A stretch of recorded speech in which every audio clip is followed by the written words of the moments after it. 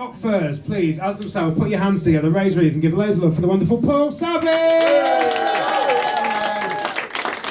Hello, it's lovely to be here. I'm going to tell you some stories. Most of my stories are about me being a dickhead, because I'm a bit of a dickhead. It makes the stories easier to write. And a while back, a woman came up to me after a gig and she said, I liked what you did, but you're very hard on yourself. You're very hard on yourself. You're very self-depreciating. Now the phrase is self-deprecating.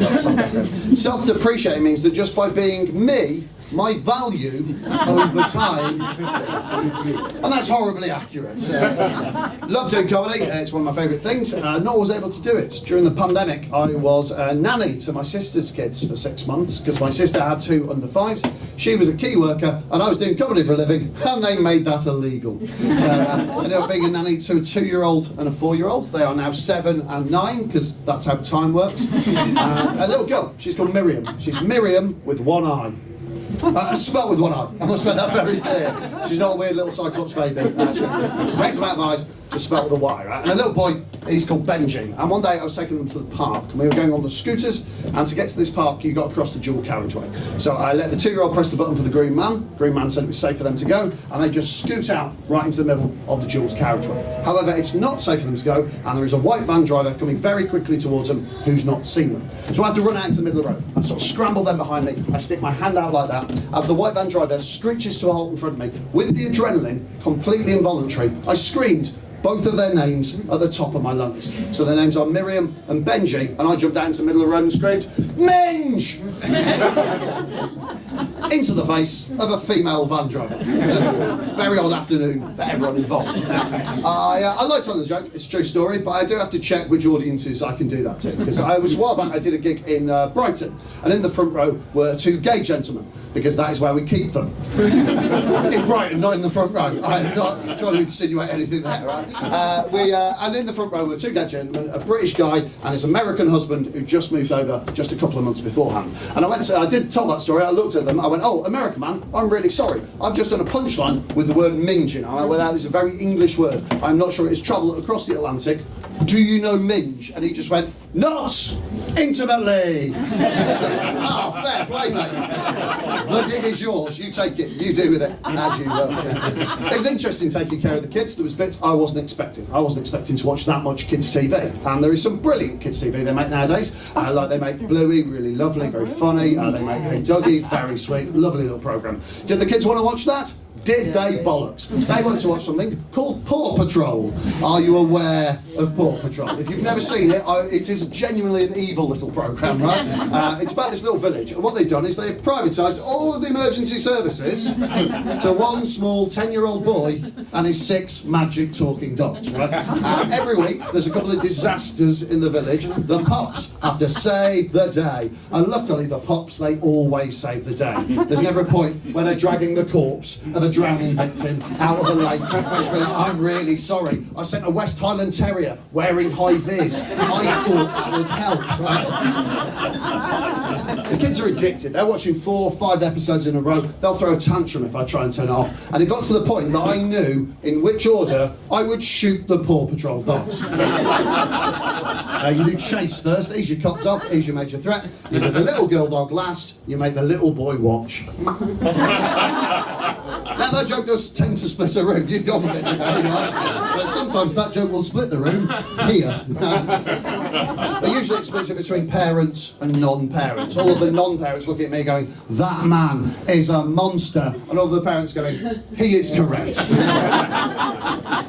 There's a bit during the pandemic, I just started a relationship with a girl, and we weren't able to see each other because of the restrictions and sort of that. And one night I was like, well, we're doing it. So I invited her around to my house. She came round, I cooked a delicious meal, we had some wine, we went to my bedroom, we had some fun there for a couple of hours, right? And in the middle of the night, she's like, oh shit, I need to get back, I've got work in the morning. I was like, oh, okay, well I've drive, so I will put you in a taxi. And all you got to do is when you get in, because otherwise I'll worry, you need to text me as soon as you get home. She was like, okay, cool, I can do that. And so I get her an Uber, put her in the cab, and she's driving off, and we're texting back and forth because it's like 40 minutes to her place. And she texts back and forth, and at one point she's just like, the Uber driver just asked me out, lol. isn't that weird? I was like, that is weird, because that's a man who knows your home address and doesn't have clear boundaries, right? That's very fucking weird. Can you tell me you're all right, please? And then she saw that message, 2 blue ticks on the old WhatsApp, and then she ignored that for 7 hours, right? I am freaking out. And I like text her, but just like, you all right? Tell me you're all right. Let me know you said. Can you please tell me you said? You can only send a few of those messages, like maybe 1, 2 phone calls, otherwise you look insane, right? I didn't sleep a wink that night. In the morning, she wakes up. She sees all these missed calls, these text messages. She was like, oh, I was absolutely fine. I just saw it and I fell asleep. But it was very sweet of you to worry. And I was like, yes, it was very sweet of me to worry. But also, I was the last person to see you alive, and I left so much DNA on you. Yeah, that starts out as quite a sweet joke, doesn't it? And then it really does take a turn. So, this has been really fun. I'm just in a little short spot for you tonight, but you've been a genuine delight. I would love to see you at my other shows. I've been Paul Savage. Thank you very much indeed. Good night. God bless. I'll see you again. Cheers.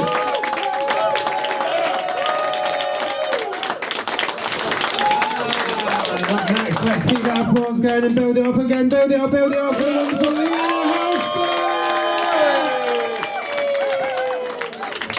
Hello. Hello. Hi. My name is Liana. I'm an American. I'm so sorry.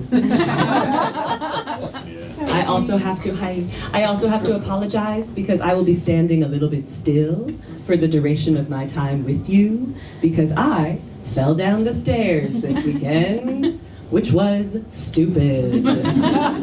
It was one of those things where while it was happening, I was like, no one's doing this anymore. Falling down the stairs, that's been done. It's passé to fall down the stairs. I was falling for such a prolonged time that I had time during the fall to have the full thought, this is ridiculous. How is it still going on? Are you there, God? It's me, Liana, from the stairs. Let's wrap it up. It's too much. My self-esteem, much like my body vis-a-vis those stairs, has been low of late. And I just keep getting kicked while I'm down. I went into the pharmacist over the winter. I said, hello, are you still doing flu shots? Flu jabs? And the pharmacist looked at me, which is important to the story. And they said, oh, are you under 65 years of age?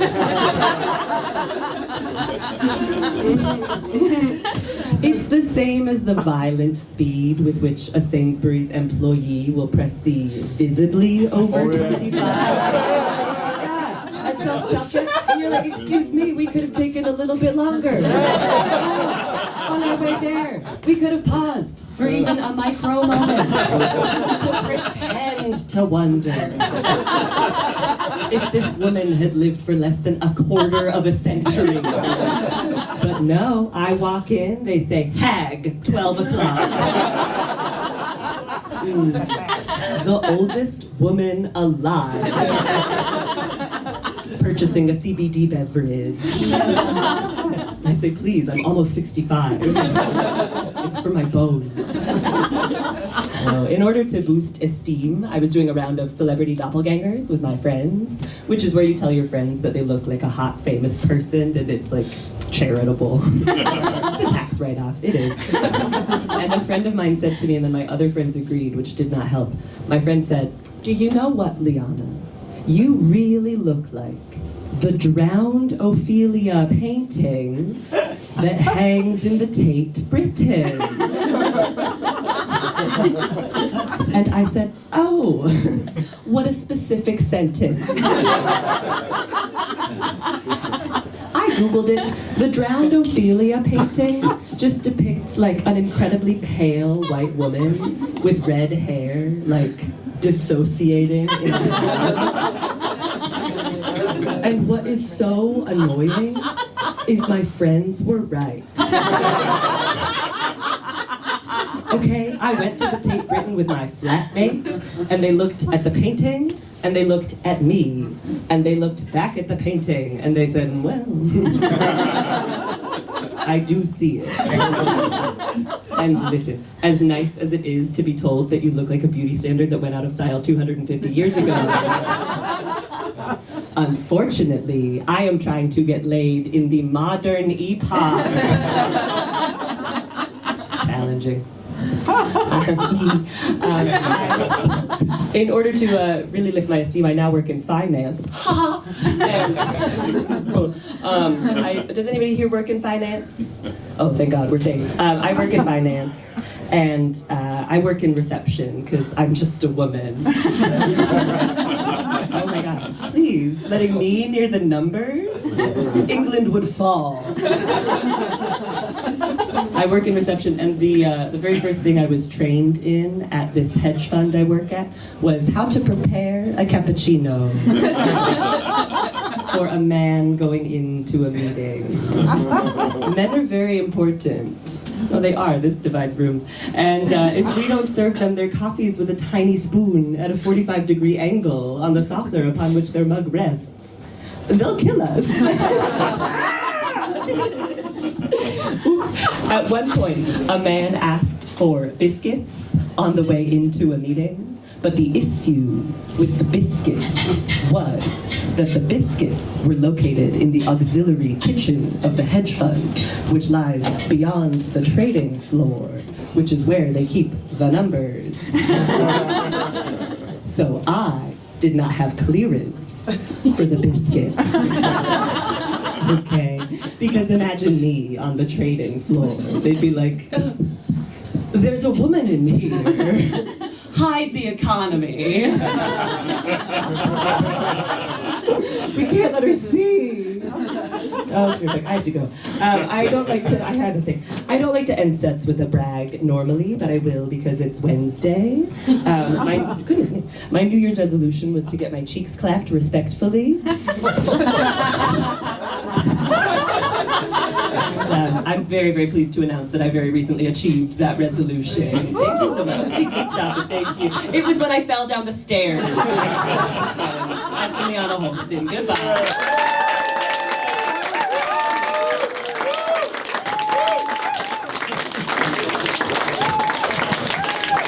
You want to talk like that? Up next, put your hands together, raise your roof, give loads up for the wonderful Key Carson!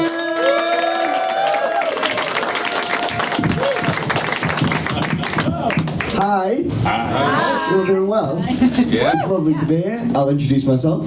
So my name's Key, and when I'm not doing this, I work as teaching assistant in a special needs primary school, which I've got to tell you is just absolutely fantastic. For material, I'm kidding, I do it for the fucking wages. I do like the job. I get to work with kids with all sorts of different disabilities.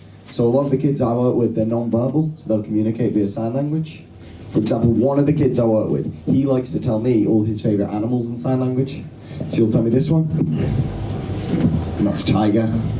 This one, that's bear. But there's one he tells me, and he always gets it wrong. So this, in sign language, those you don't know this, that's rhino. Now that's not what this kid signs for rhino. This is what he signs for rhino. Yeah, you know how to teach a non-verbal 7-year-old to stop calling people dickheads. I thought I'd give it a go. I thought I'd try, right? So I said to him, I was like, this not rhino, this rhino. Now what he signed back to me was, I know you wanker. It's not kind, is it? It's not kind at all. I'm from a place called the Wirral as well. Are we aware of what the Wirral is? Yes. If you don't know, it's a peninsula just outside Liverpool, and it's home to something called the M53 divide. Now this describes the motorway that goes right down the middle, splits the people in two. On one side of this motorway, the people are complete scum. And on the other side, they are all incestuous. Now, which do you think I am? Give me a cheer if you think I'm scum. Sick. So don't worry about it, guys. I think you're incest too. I've been looking at some of yours. But no, I'm actually from the scum side. It's just a coincidence that I'm also queer. Have we got any queer people in? One guy and we've stuck him in the walls. That's okay, it's okay, guys. I didn't always know either. It's a long arts festival, let's see, am I right? No, I used to fully be in denial about my sexuality, see, I didn't know. And sometimes it's weirder when you do know early. Like, I was speaking to a lesbian the other week, she said she knew from day one she was a lesbian. Day one. That's odd, isn't it? That's weird. Day one, she came right out at her mum and she was like... That's a bit of me, that, you know what I mean? Winter '98, take me back, it was a warm one. It's... Dirty, perverted baby lesbian, not representative of all lesbians, I might add. No, but I used to fully be in denial. What I used to do as a teenager, I'd get off with my gay mates at house parties, and then I'd tell myself I was straight, I was merely a good friend. Never in my life did I consider myself homosexual. What I considered myself was homosexual. No, it was gay for the homies. In my head, I'm just doing my mate a favour. You know, you scratch my back, I will suck your cock. That's transactional is what that is. Ka-ching, are you aware? Yes. You know, homosexual for two, please. No, I'm also a little bit of an anxious boy. I can't lie. Have we got any anxious people in? No, you wouldn't really cheer, would you? It's fine. It's fine. I was recently given a fantastic bit of advice on anxiety by my mum.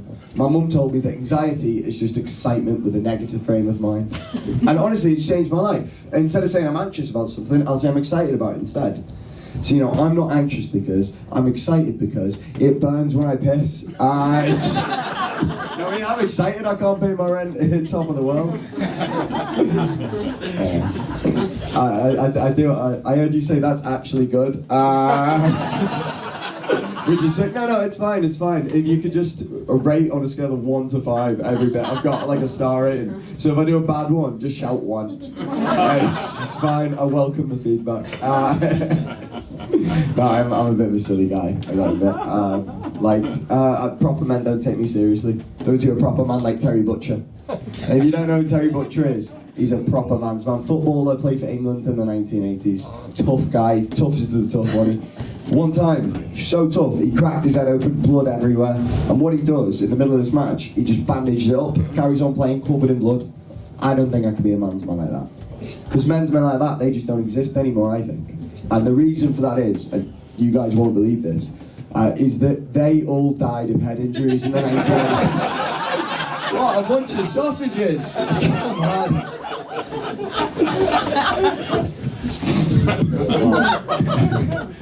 You guys have been lovely. I'm going to leave you on one last little story before I go. I spoke before about working with non-verbal children. Not all the children I work with are non-verbal. Some of them quite verbal. For example, another child I work with, he's got 2 things, right? He's got autism and free unmonitored access to the internet at home. Dangerous combination for any child, never mind him. So he sees some things on the internet that might be quite shocking, quite inappropriate, comes into school, repeats them the next day, doesn't realise quite how shocking these things are. So we're in class a few months ago, he's got these little blocks. What he does with these little blocks is he builds 2 towers with these little blocks. He's also got a plane toy. What he does next with this plane is he crashed it into both of these towers. He looks at me, genuinely, big smile on his face, and goes, look, I'm doing 9/11. Shocking and inappropriate, you shouldn't do that. But he doesn't quite realise how bad a thing that is to do. He doesn't realise. Now, if we're in a mainstream environment, the way that would have to be dealt with, it might get passed on to the teacher, to the head teacher, could go back to his parents, could be a big ordeal, and he could be in loads of trouble. But because we're in a special educational needs environment, we've got to deal with it differently. So I dealt with it. And I said to him, I was like, Henry, that was so wrong. What you've done there is so, so wrong. There were actually 2 planes. And you've totally missed the Pentagon. What's going on here? You fucking rhino.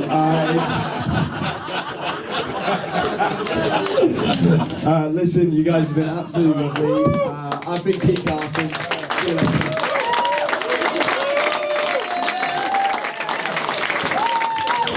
3 down, 2 to go. Carry on giving that large support. Yeah, please, put your hands together this time for Aditya Gautam!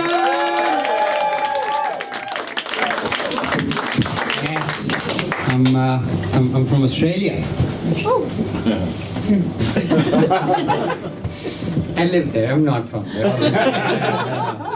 This is what Australia looks like now. Is there any Australians there? Yeah. Yes. Fuck yeah. You know what I'm talking about. Where are you from? Which? Adelaide. Adelaide. Yes. I've got cousins there. Here's the thing. Before moving to Australia, I had no idea how Australian I looked. There was nowhere to tell in India. Sorry. There was nowhere to I fucked it up. Before moving to Australia, I had no idea how Indian I looked because there was nowhere to tell. Has anyone been to India? Yeah. Yes. Indians look very different. Right? In the north, they look very fair. They've got blue-green eyes, very Caucasian looking. The further down south you go in India, the darker the skin gets. Right? This is the most popular Indian look. I didn't know that. My plan was to tell Australians I'm Brazilian. That's the sexy kind of brown, isn't it? It didn't work for me. People kept recognizing. I went to the beach for the first time in Gold Coast and I was doing a confident Brazilian walk and someone was like, mate, where in India are you from? I was like, what? How? They couldn't even tell how brown I was because I was wearing a full sleeve buttoned up shirt and a tie, jeans. I was dressed for the beach. I grew up in Delhi. I'd been to the beach once before going to Australia. I didn't know how to behave at the beach. I felt so out of place. But then I felt a bit better when I saw white people putting on sunscreen. Because I hadn't put sunscreen ever in my life in India. I was like, oh, these poor white people, their skin must be fragile, that's why they have to put on sunscreen. But then I hung out the whole day at the beach and the next day I realized, oh, we all have to put on sunscreen. Because the Australians are racist, but the Australian sun is not. It will fuck you up equally, no matter what skin color. I realized I look Indian one because someone started hurling racial abuses at me. They were like, you fucking Indians, you're terrible, you Indians are disgusting. And I was like, hey man, firstly, I could be Brazilian. And secondly, sure, don't give me your credit card details. I hung up. Not that desperate, you know what I mean? Old white people, you know what I'm talking about. Easiest people to scam. They don't know what the fuck's going on. I realized I look Indian because once someone, it just happened to me twice. Twice someone has just opened I've been sitting in my car, opened the back of my door and sat inside and gone like, twice! It will never happen to any of you. I got very frazzled the first time it happened because a car is such an intimate space. I was like, why are you in my car? What are you doing? And I was like, alright, I am driving a Toyota Camry, so it is my fault.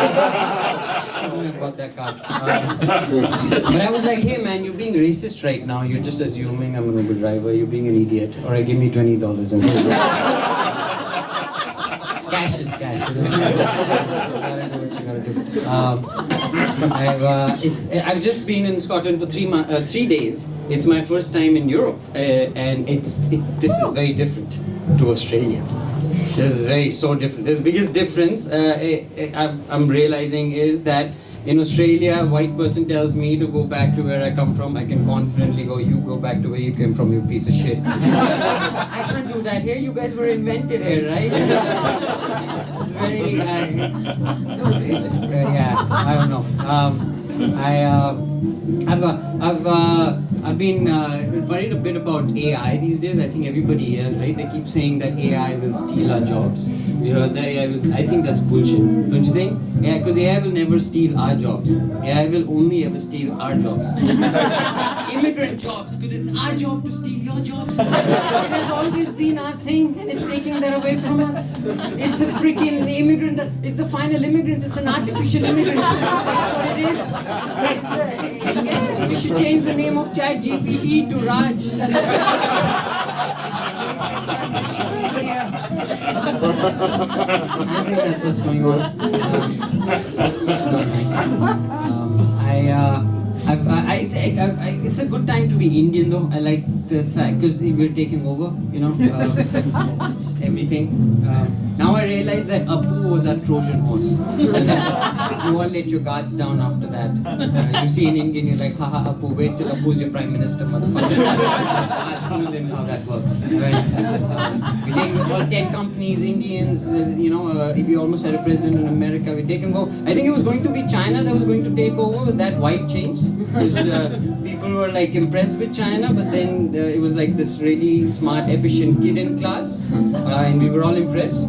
But then one day that kid came to class sick, made everybody sick. We were like, fuck it. That's what happened. Now it's us. For me, the funniest thing was seeing you Westerners fall for yoga. So cute.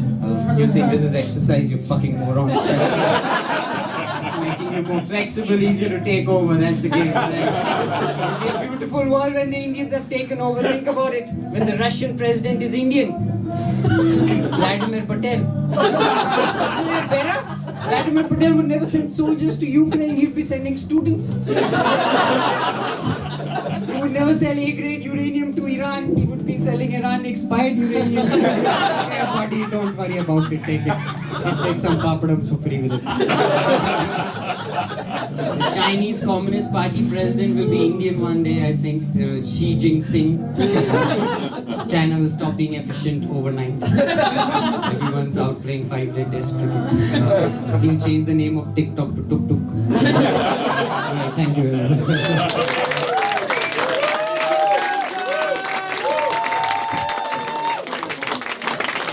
We're going to come to our final act, so please put your hands together, give loads of love to them as well. Give it up for the wonderful Liz Baines!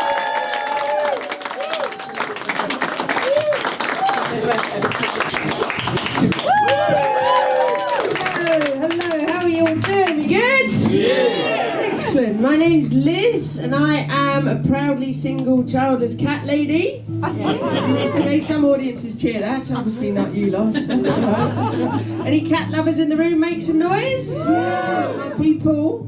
I'm currently between cats, so it's complicated. So, see a few of you having a drink, that's nice. I don't drink anymore. I used to drink, but I realised that I had a little bit of a problem one day when I was on holiday. I got out the shower and I had to hold on to the wash basin to stop myself from falling over because the room was moving around so much. I was like, Liz, you're going to be dead by Christmas if you don't stop drinking. And I got dressed, I went outside, and I discovered the entire street had evacuated because there'd been an earthquake. You know you got a drink problem when you start mistaking earthquakes for hangovers. After that I started measuring all my hangovers on the Richter scale. People would be like, Liz, how was last night? How's the hangover? I'll be like, it's awful. It's like Fukushima 2011. Please don't go in the bathroom, there's been a tsunami. Double tsunami. It's about 7 years now since I gave up drinking. People say the weirdest things to you when you give up drinking, don't they? They say things like your eyes look so bright, your skin looks so clear, your hair looks so shiny. Like, what the hell did I look like before? Why did nobody tell me? Leave me walking around like Charlie Sheen after a bag of smack? Is it you if you're drinking today? That's what you lot look like to me right now. So I'm having a bit of a digital detox. I'm not a fan of Instagram. I'm trying to get it out of my life. I tell you who annoys me on Instagram at the moment, Mel Robbins. That woman needs to take a day off. She's too much. Give me a cheer if you know who Mel Robbins is. No one. This joke's going to go well, isn't it? For those of you who don't know, everyone, Mel Robbins is a sweary, sanctimonious self-help guru from America that I and 10 million other people and no one in this room follow on Instagram. She spends her whole life nagging us, telling us what to do, how to lead our life. She's basically a cyber bully. No one's coming to change your life for you. Stop buying shit you don't need. You don't need a new pair of shoes, you need a new set of goals. High five! Oh, fuck off, Mel. You're just one decision away from a completely different life. Yes, from going to jail for stabbing you, you know. Make moves or make excuses, it's up to you. High five! She knows we all hate her now. So she goads us with this thing called Unfollow Friday. Unfollow all the people who don't bring joy into your life, even if it's me. High five!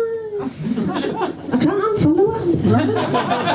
If I do, she wins. There's only one way to win a mind game with a narcissist. Don't play. Smart that, isn't it? Do you know who taught me that? Mel fucking Robbins. Have we got any dog lovers in tonight? Give us a cheer. Yeah. I hate dogs. I hate going to the house of a friend who has a dog. Not because they smell, which they do. All dog owners smell. What I hate is the dogs always greet you by shoving their face in your private parts. It's like they've all been trained as guide dogs for gynecologists. When there's more than one dog, you have one here and one up your backside as well. Your mate just stands there acting like everything's normal, asking how your day's going. Meanwhile, you're being double-headed by dogs. It is, isn't it? It's so true. And the little ratty ones, the ones that can't reach fanny height, they help your legs instead. This is the Me Too scandal that no one has been talking about. We all suffer this humiliation and we're too scared to speak out. We need to change this, ladies and gentlemen. Forget Jeffrey Epstein, forget P. Diddy, forget Prince Andrew. Change must begin with the dogs. We need to stand up to these owners and tell them that no means no. I won't have your dog molest me anymore. I want it drooling down my legs and sniffing in places where no one should ever sniff. You could stop licking your testicles in front of me too. Louis C.K.9. I think we need to start a movement for change. I think we should call it #Bones Not Boners. If you're with me, give me a woof woof. Thank you very much, ladies and gentlemen. I've been Liz Baines. It's been a wonderful night.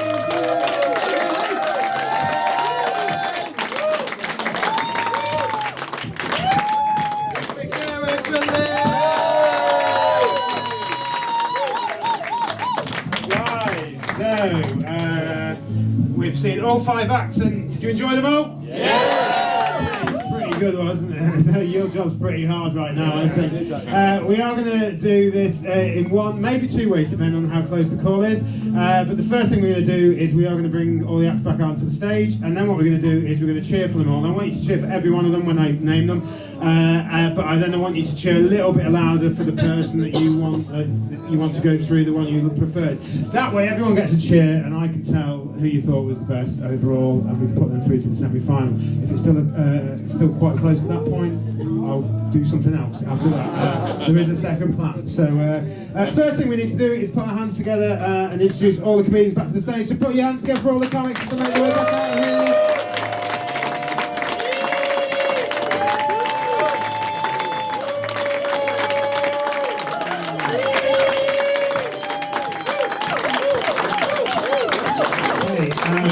You'll notice there's one missing that had to go off to another gig, so we are going to get a cheer for him. We're going to do him first, and then we're going to move away from this side all the way to this side. But bear in mind, I'm going to point at thin air first for Paul Savage, and I'm about to do that now. So the reason I'm pointing that out, and I've done that every day, is because I was once the first in a lineup on this type of a thing, and they weren't ready to clap, and I didn't get anything, and I thought I won. And I'm not still hung up about that.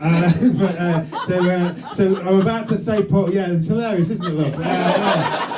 Who knows where I'd have been now? I could have been in the room next door instead, I don't know.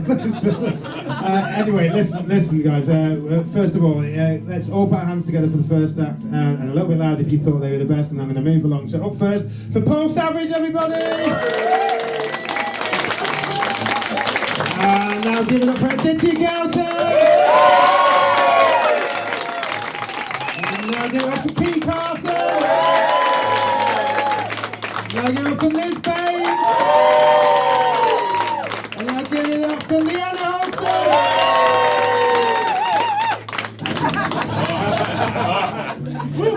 It's hard. I am going to say goodbye to Kate and Paul, who's not here. So if you go, I'm going to give another cheer for the next 3. Sorry, guys. It was still great. Give them a huge round of applause, guys. But it's definitely between you two. I'm going to do it one more time. I'll start this side. Please, if you thought that, well, cheer for everyone, but cheer if you think it's the best. Give it for Leanna Holston, Liz Baines, Aditya Gautam, Aditya Gautam Wednesday. Give a huge round of applause to all 3 of them, guys.